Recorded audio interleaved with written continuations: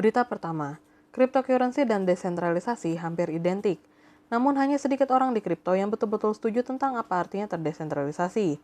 Definisi desentralisasi ternyata sangat bervariasi, sementara pandangan tentang seberapa besar tingkat desentralisasi yang diinginkan atau optimal juga berbeda secara signifikan. Sebagian besar tokoh dalam industri kripto berbagi konsepsi yang tumpang tindih tentang apa sebenarnya desentralisasi pada tingkat teknis. Mereka bahkan cenderung tidak setuju dengan kemungkinan untuk mengukur desentralisasi semacam itu. Beberapa pemain industri yang berbicara dengan cryptonews.com berpendapat bahwa desentralisasi lebih merupakan properti biner daripada sebuah dimensi terukur. Sementara yang lain menyarankan bahwa sejumlah elemen yang lebih subjektif, seperti partisipasi masyarakat, berkontribusi terhadap desentralisasi. Desentralisasi berfungsi sebagai konsep peraturan ideal dalam kripto. Inilah yang menjadikan tujuan platform dan proyek kripto tidak terlalu terpusat dari waktu ke waktu. Namun yang perlu dipahami adalah bahwa sistem sentralisasi mungkin merupakan landasan atau dasar yang diperlukan agar desentralisasi dapat berkembang. Pada tingkat yang lebih teknis, definisi desentralisasi tidak terlalu rumit. Saya akan mendefinisikan desentralisasi sebagai ketidakmampuan teknis bagi satu pihak untuk melakukan perubahan besar dalam sistem.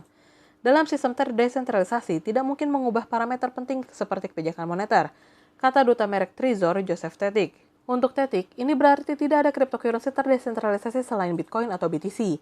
Jika cryptocurrency favorit Anda mengalami hard fork secara teratur dan mempromosikan kemampuan untuk merombak kebijakan moneternya, itu tidak terdesentralisasi, tambahnya. Lex Sokolin dari konsensus yang berfokus pada Ethereum atau ETH, kemungkinan besar tidak akan setuju bahwa Bitcoin adalah satu-satunya cryptocurrency yang terdesentralisasi. Meskipun demikian, ia berbagi pandangan bahwa desentralisasi berkaitan dengan ketidakmampuan salah satu pihak untuk menggunakan kekuasaan yang tidak proporsional atas atau untuk mengancam keamanan sebuah platform. Lapisan dasar untuk sistem berbasis blockchain membutuhkan keamanan yang sangat tinggi.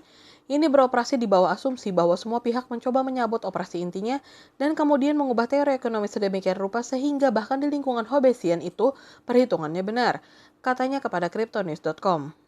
Sokolin menjelaskan bahwa ini adalah karakteristik yang tidak dapat dipercaya, di mana blockchain tidak bergantung pada beberapa penyedia kepercayaan untuk memberitahu apa yang benar dan tidak. Siapapun dapat mengandalkan data dan perangkat lunak tanpa memiliki lisensi, hibah, atau pendelegasian wewenang lainnya.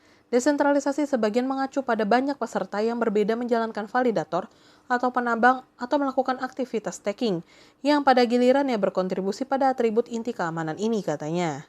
Fakta bahwa platform terdiri dari bagian-bagian berbeda menunjukkan tingkat desentralisasi yang berbeda, menyoroti betapa sulitnya mengukur desentralisasi dengan cara apapun yang objektif atau non-kontroversial. Saya tidak berpikir ada tingkat desentralisasi yang terukur. Saya percaya desentralisasi adalah biner, entah ada semacam figur pemimpin atau tim, biasanya dengan premis utama, atau tidak ada. Operator node lah yang akhirnya memutuskan, kata Joseph Tetik. Mengingat bahwa desentralisasi mungkin tidak dapat diukur secara langsung, pertanyaan tentang menentukan jumlah desentralisasi yang ideal juga menjadi masalah yang berat.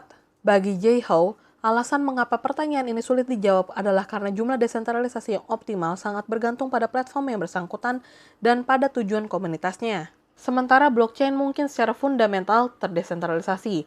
Beberapa pelaku industri berpendapat bahwa beberapa sentralisasi mungkin diinginkan untuk platform tertentu, dan beberapa pengguna mungkin lebih memilih sistem terpusat yang efisien daripada sistem yang terdesentralisasi tetapi memiliki masalah kegunaan tertentu. Dia berkata, sentralisasi bukanlah hal yang negatif untuk industri kripto, tetapi yang utama adalah memberi orang pilihan. Model bisnis dan proposisi nilai yang berbeda akan sesuai dengan pelaku pasar yang berbeda dan kebutuhan mereka. Sekian Go Minders Update hari ini.